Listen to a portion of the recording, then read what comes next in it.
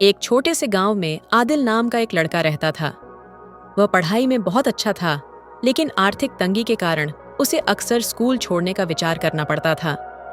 आदिल के पिता किसान थे और उनकी जमीन से इतनी आमदनी नहीं होती थी कि घर के खर्च पूरे हो सकें। आदिल के मन में हमेशा यह इच्छा थी कि वह पढ़ लिख कर अपने माता पिता की जिंदगी को बेहतर बना सके, लेकिन उसके पास किताबें खरीदने के पैसे नहीं थे और स्कूल की फीस भी एक बड़ी समस्या थी।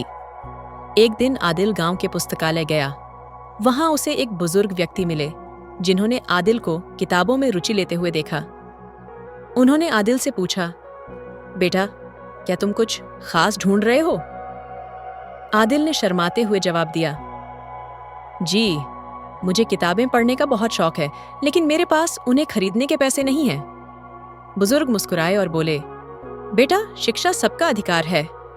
अगर तुम मेहनती हो तो मैं तुम्हारी मदद करने को तैयार हूँ। वे बुजुर्ग दरअसल गांव के एक सामाजिक संगठन के सदस्य थे। उन्होंने आदिल की स्कूल फीस भरने की जिम्मेदारी ली और उसे मुफ्त किताबें उपलब्ध करवाईं।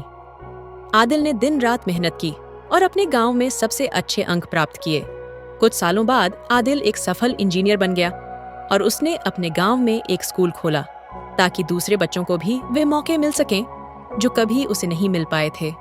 सीख: जीवन में समस्याएं आएंगी, लेकिन अगर हम मेहनत और धैर्य से काम लें और दूसरों की मदद को भी अपना उद्देश्य बनाएं, तो सफलता हमारे कदम चूमेगी।